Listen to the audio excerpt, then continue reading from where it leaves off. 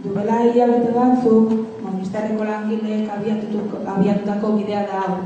Muturreko zapalkuntzaren kontra altxatu ziren 2 hilabete pasa luzatu zen greba indartsua eginez, jendartean islan nabarmena izan zuena. Gaurkoan, kolektibotasunean berreskuratuko dugu borroka horren lekukoa.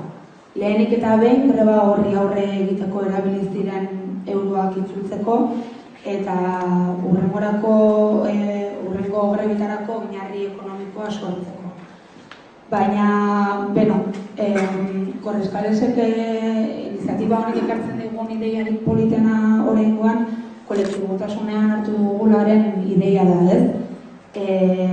Azkenean, Euskal Herrian ideia honi ezker hainbat gara bildu garen eragileak eta mugimendu ezberdinak errepresentatzen ditugunak, ez?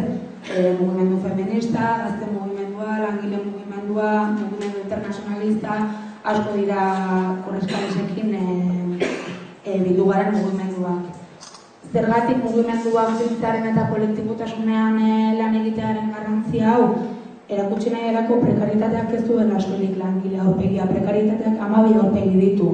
Azkenean bizi dugun sistemak bizirauteko oinarrizkoa den gauza bat da prekaritatea, gehiengoak bizi behar dugun egoera bat da ematen den egoera eman ahal izateko. Orduan, beraiek aurkeztu bezala, Korreskales dinamika hau Bilbon hasiko da, otsailaren 18an, eta Bartzelonan bukatuko da otsailaren 22an.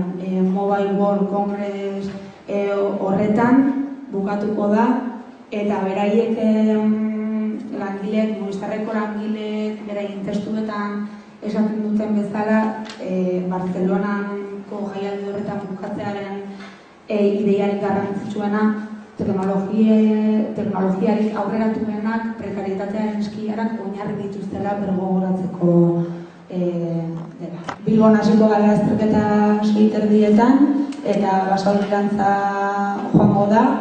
6:30 geratu gara Bilboko Movistarreko denda zentralean, Buenos Aires kalean dagoena.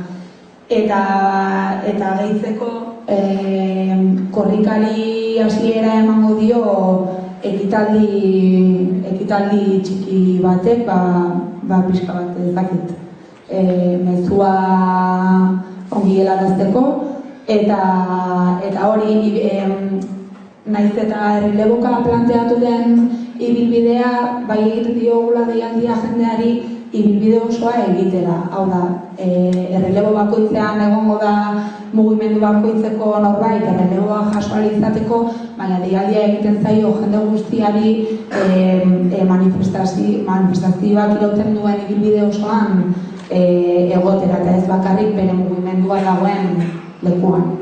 Herriaren greba, justiziagatik, duintasunagatik.